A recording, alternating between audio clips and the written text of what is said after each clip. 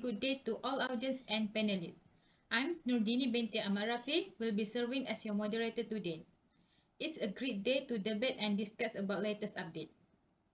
As well we know, nowadays, the new generation does not show much interest and passion in practicing the Malaysian cultural heritage, which is Dikir Barat. So here, we will share how can we promote this heritage among the new generation. Before the presenter begin, I will introduce the presenter.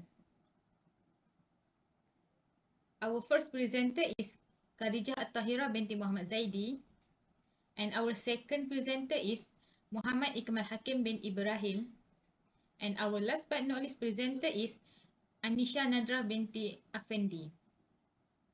Without further ado, let me begin our first question.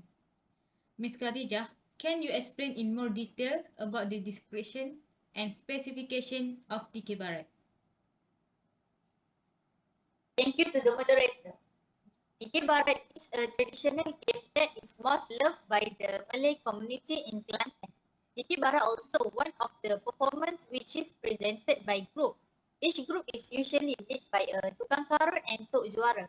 Tukang karut and tok juara will lead the singing while reciprocating verses and followed by other members as a background voices with loud and strong voices.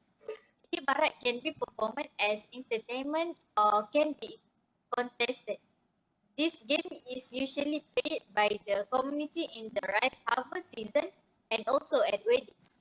Dikir Barat is a newly created play compared to other traditional theatre performance. There are several opinions regarding the origin of Dikir Barat. Some say it comes from Sultan Siam. Actually, this Dikir Barat, which is better known as a Dikir Karut, was brought from the state of Siam to the state of Kelantan. According to the people of Kelantan, the word Barat means sort of Siam. This is also closely related to the government of Kelantan, which was previously ruled by the Kingdom of Siam. In the beginning, this Dikir Barat was performed without reciprocating the poem.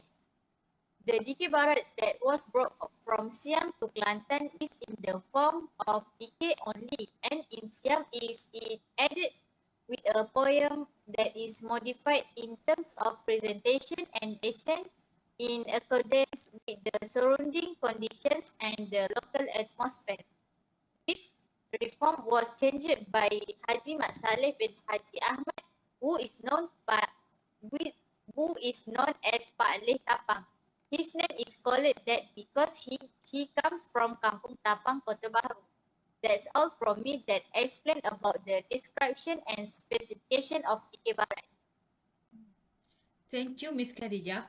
From what have been shared, now we know a little about history of Dikir Barat. Now let's move to the next question.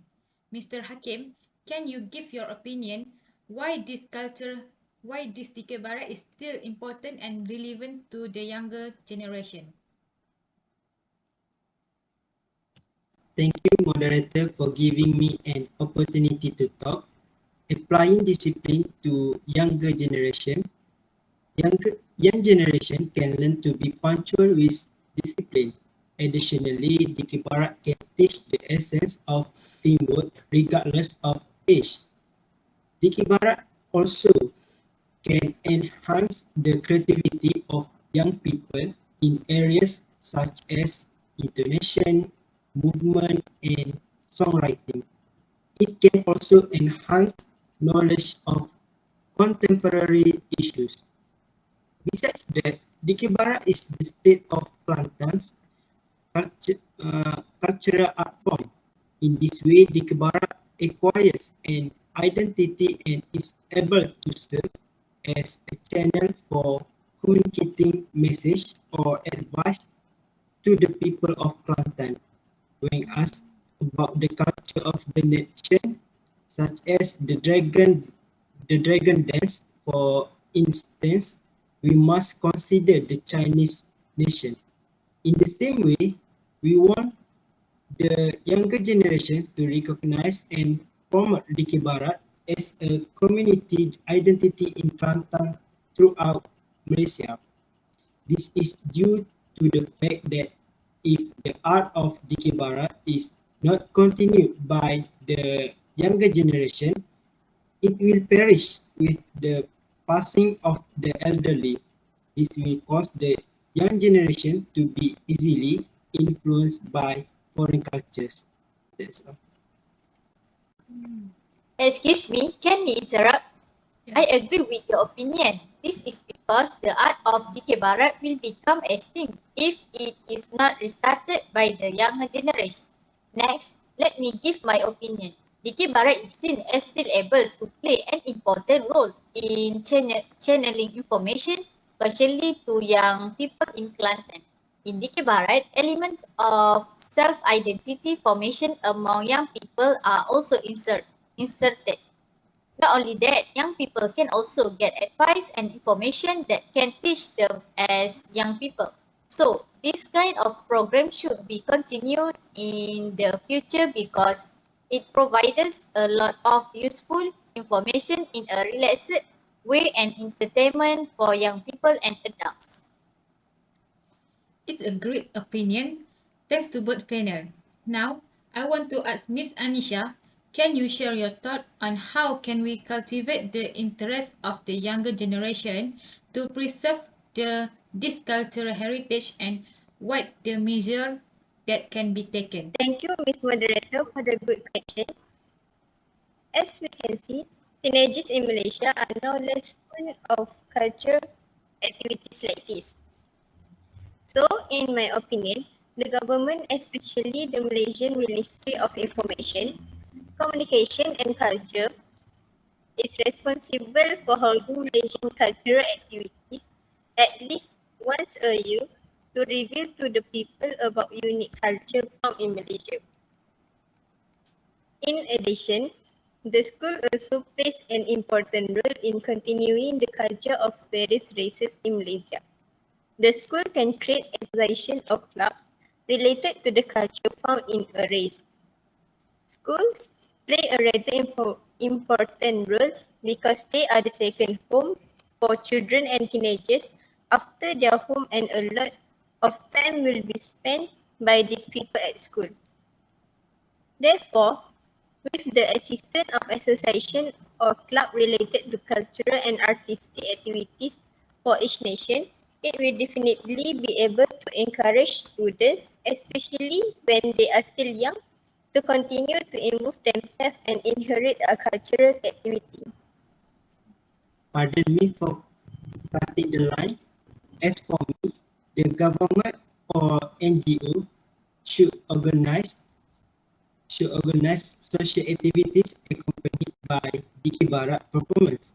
In Kelantan, for instance, there is an activity known as Diki Aman that is dedicated to collect donation for those in need.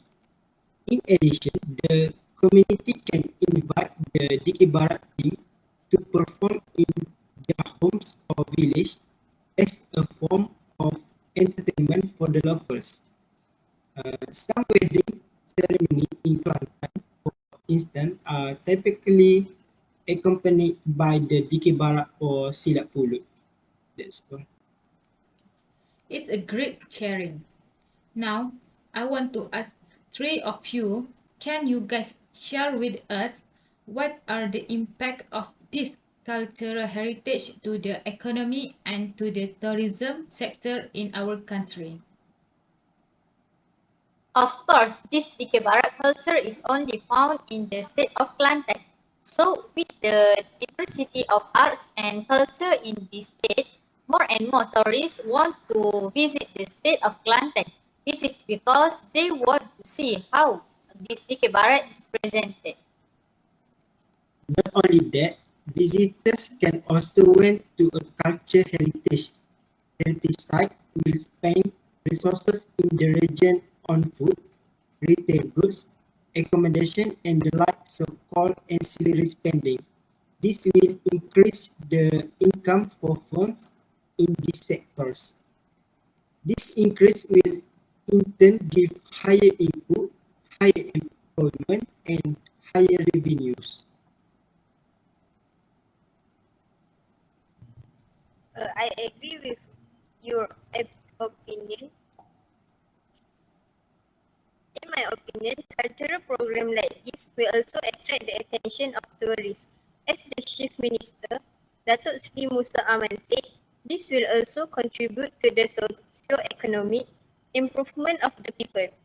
Furthermore, this cultural performance can also preserve the culture and tradition of the tribes and ethnic groups in our country, Malaysia. It's good. And now I want to ask the final question for today.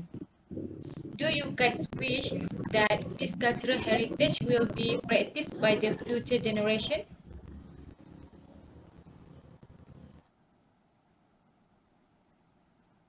Of course, this is because it's not the next generation that practice this cultural heritage. Who else? It should be preserved because this cultural heritage has its own identity. Culture like this symbolize the identity of a race, and traditional cultural practice also symbolize the plural nature of Malaysian society. The uniqueness of traditional clothing, various shape and way of wearing and colourful symbolize the traditional culture of our society that shows character in a pluralistic society. So it is very important to practice and learn it so that this tradition does not die out and continues to be a legacy for future generations. I also hope that this Dikir Barat cultural heritage can be practiced by future generations. This is because not everyone has the advantage of independence. So, young people who have interest and talent in this culture need to highlight those advantages so that this culture does not become outdated. Ooh, it's a great idea. I agree with the point both of panel. I also wish that cultural heritage to be practiced by every generation. For as I mentioned earlier, it shows our identity. Where do we come from? I believe that cultural heritage can benefit us young generation in so many ways. That's all for me. Well, the last question has been answered. With that, we can take the method that have been shared to further develop the cultural heritage of DK Barat to today's generation. Hopefully, the presentation can be beneficial to all. Thank you to all three panels for answering the question that has been given. Thank you to all the good attention.